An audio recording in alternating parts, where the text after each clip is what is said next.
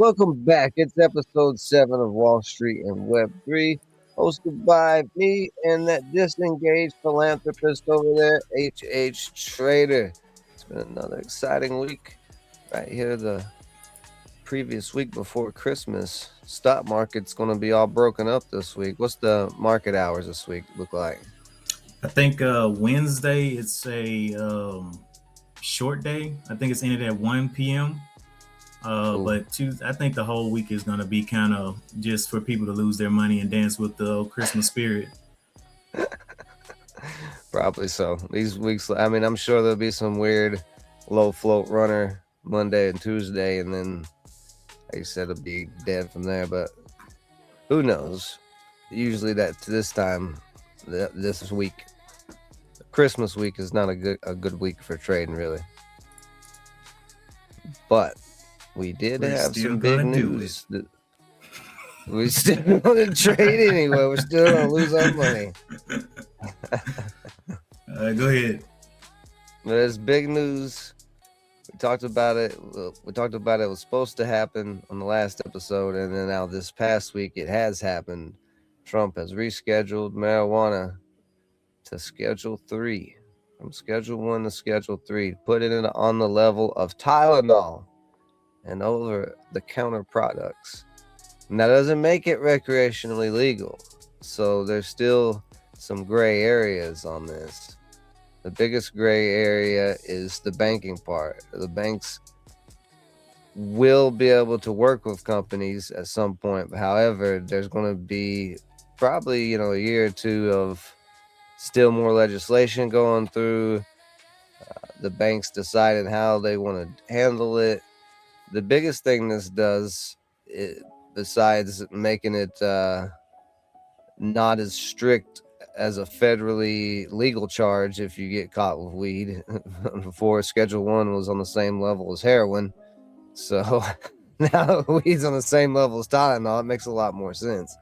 But it kills the tax problem where they were paying a ton in taxes. So now basically every marijuana company is going to be very profitable. If they were profitable, they're going to be very profitable more than likely, because they're not going to be paying quite as much in taxes. But they're in this gray area. If they're making all this extra money, where are they going to put it while they're waiting? And I think that opens up a big opportunity for crypto plays like Solana Pay and other B2B settlement payment things that will allow these companies to put their extra cash in the stable coins. A lot of regulation coming out on stable coins. Stable coins have been a lot more friendly. So this could be a nice little another add of money into the crypto market, especially like Solana, with all the ETFs being approved. Yeah, I'm looking into those ETFs to see what the holdings are going to be. Yeah, I think the ETFs are going to be the way to go to protect yourself from exposure in some of these cryptos, and I think that's going to be the way. Now, I know everybody isn't going to do that because people still day trade cryptos and do all that stuff. So the heat is still going to be in the market, but as they start to tie themselves to these bigger moves, these bigger companies coming over to try to get some exposure, I'm just like, let's see what these ETFs are talking about. I think there's going to be, and especially if they're so a lot of these single ticker, well, I wouldn't say tickers. A lot of these single cryptos paying those high rates out, like 38% or whatever the API or APY is. If those ETFs are paying out crazy ones too, that could be pretty nice sitting in your portfolio.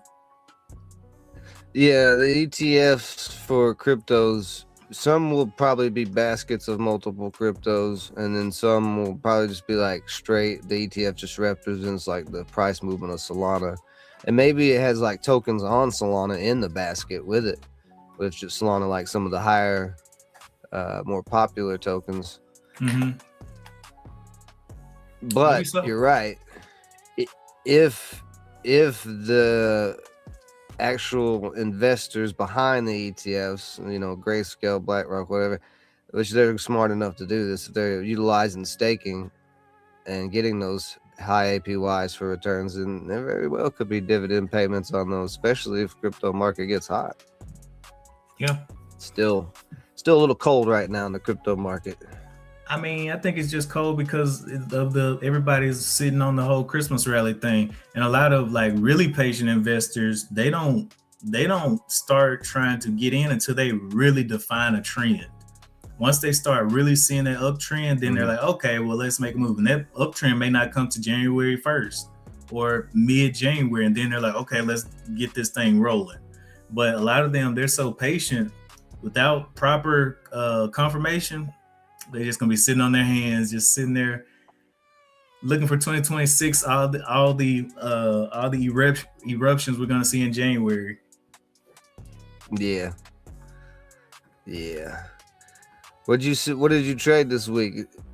So for the most part, let me see. I got into a couple of different trades. Pretty much, I'm kind of like a catalyst trend trader. So that's just how it was going, and I was just catching the trend, getting a vibe, and getting on down. But YCBD, the one of the cannabis stocks that we traded on December 12th, I gave back some profit on that on December 15th, got greedy on Monday, and I should have known Monday morning. I should have just been like, you know what? Let me just hold off, see what else pops up, wait for catalyst. But it was very choppy this whole week. Like all the cannabis stocks, people are anticipating big moves, but it's just so like I think it's because institutions or maybe some bigger players are getting in, holding them into price levels and not allowing them to really break like they probably should. But the other thing is the individual companies that are moving in the sector don't have individual catalysts, so it's hard to pinpoint. Okay, this is the stock, or this is the one that's gonna do something. It's more like just piling hope. Yeah, I think there was over hope on the cannabis plays off of the news because some people thought it was going to be like completely decriminalized and not just put to Schedule 3. And so the idea of it being federally out of their hands and completely recreational, it is a huge game changer. But still, the Schedule 3 is very good news, but I don't think it was the news that they were looking for. They were really wanting to see decriminalization.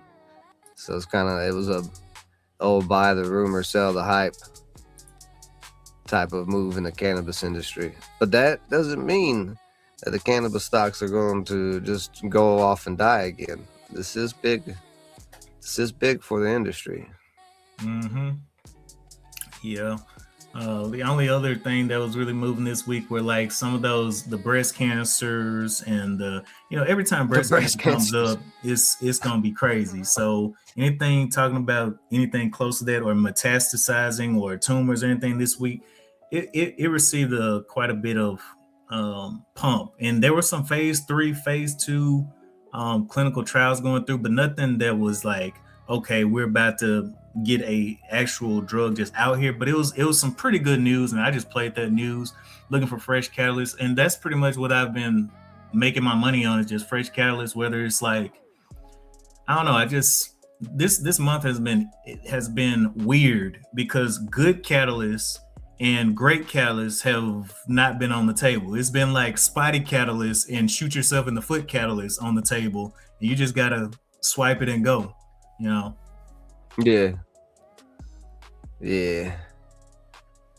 But come January though, I can't wait. I can't wait. We're gonna get this whole healthcare ball rolling. People fighting over insurance, fighting over midterm elections, fighting over the feds and all that. I can smell it cooking.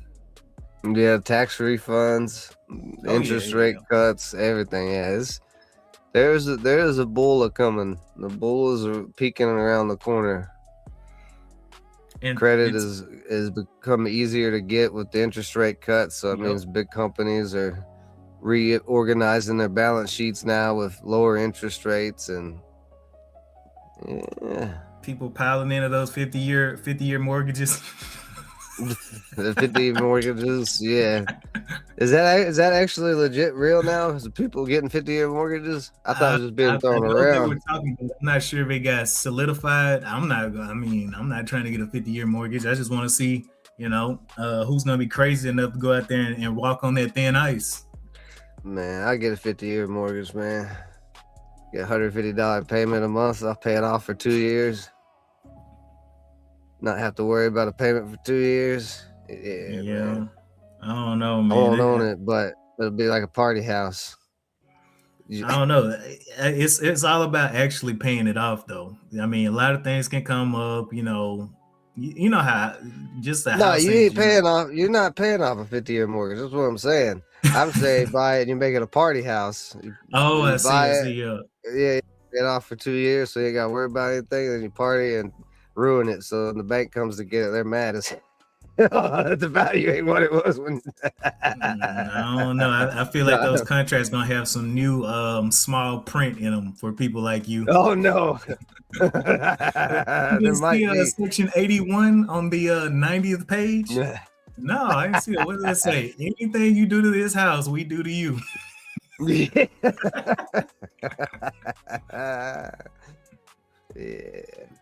probably right, because that is going to be an issue. Maybe they don't think about it right away, but it will be an issue where people will get in there because the payments are so cheap a month and destroy the house quicker than the bank expects them to. Hit the subscribe button and turn notifications on so you're ready for a new episode every Sunday. So, of course, our interest rates are supposedly coming down and prices are easing. But did you hear about Japan raising or hiking their interest rates? Really? Yeah. And I'm wondering with this, I think, November, December-ish area, a lot of the international stocks and tickers were going wild. I mean, people were just the chips and all that stuff, Taiwan, Japan, all these. But now their interest rates are flying up. So I'm wondering what's causing it. Is it a overinvestment by people with the higher powered currency? Like did the US dive in too big where the local population can't do anything anymore? And now it's like they're trying to compete with the US investors that have dumped into their little market. And now their country is saying, oh no, we're doing way better than we whatever. Let's just raise these rates. Everybody's got money, right? Right?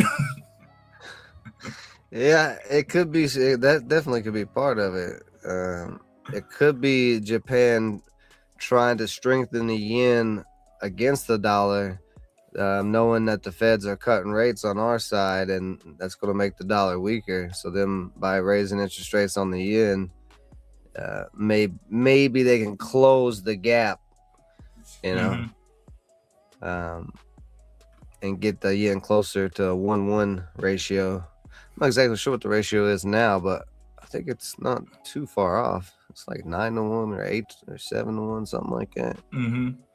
I can't remember. Speaking of Japan getting all of these interest rates hiked, what about Taiwan? So the U.S. announced a $11 billion weapons sale to Taiwan.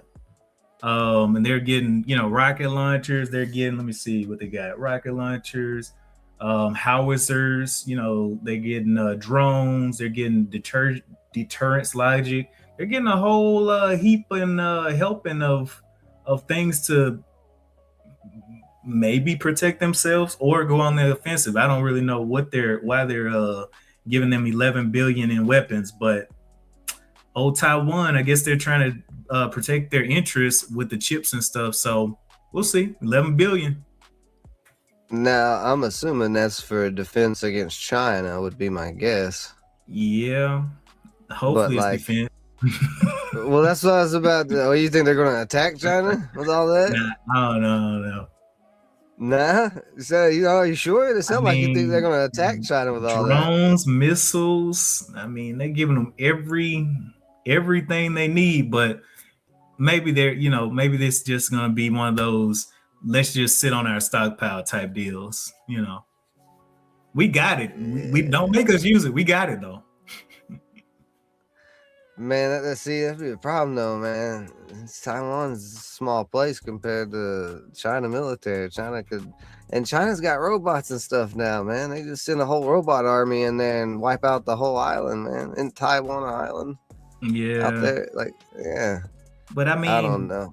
If they're making all the chips, I don't think they're gonna do like a brute force thing because they don't want to damage any of the infrastructure. This place shoots out chips like nothing.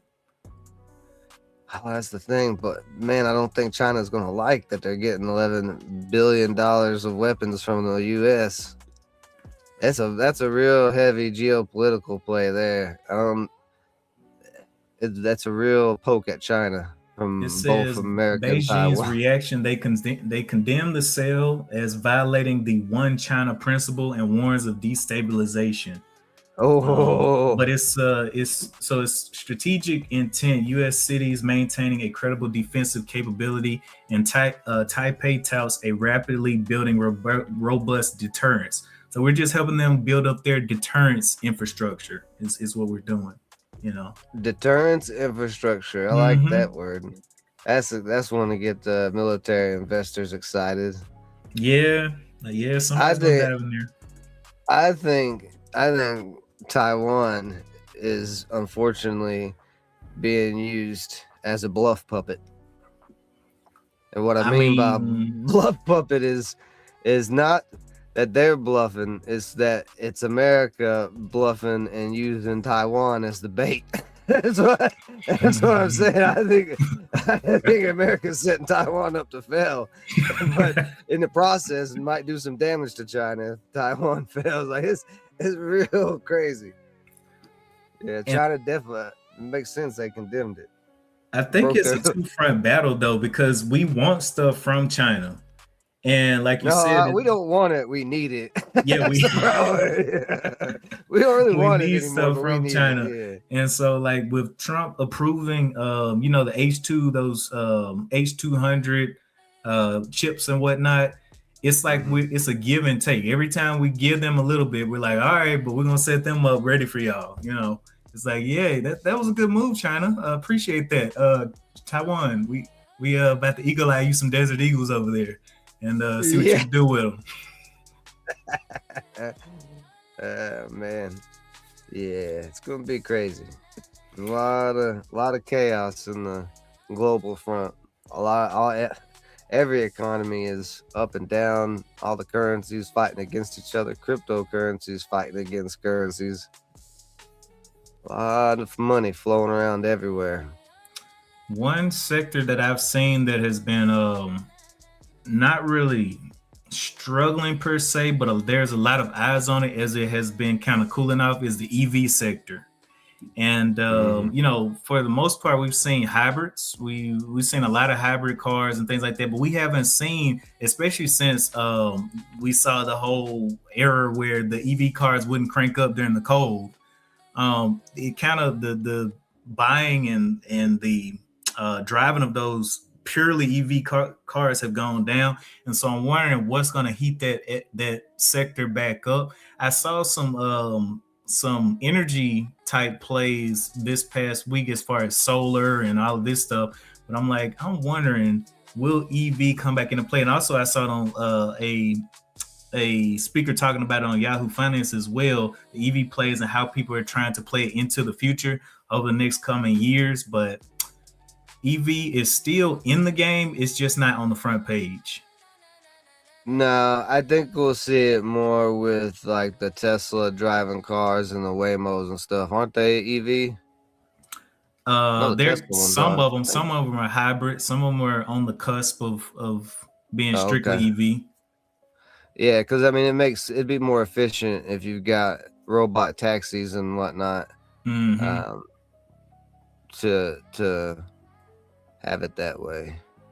Man, I could just see those robo taxis coming out to your your spot, you order one, and it's like a hobo on top of it as it pulls up that they didn't know about. You're like, whoa, there's not supposed to be a driver or a passenger, but he's just on the top chilling. That's a great point. I had never thought about that, man. The hobos jumping on trains is going to change the hobos jumping on the Waymos. Yeah, They should have getting free rides everywhere, man. Yeah. You really beat the system right now. Jump on the, you got a little skateboard, just holding the back of the Waymo. You're gonna see it's gonna be nothing but 20 hobos, all skateboards, all on the side. No, of the it's not gonna be skateboards. It's gonna be those supermarket buggies tied to the back of them. Tie a little rope to it, have it far enough back where the camera can't see you, and once it takes off, you got you a free trip. Oh my gosh.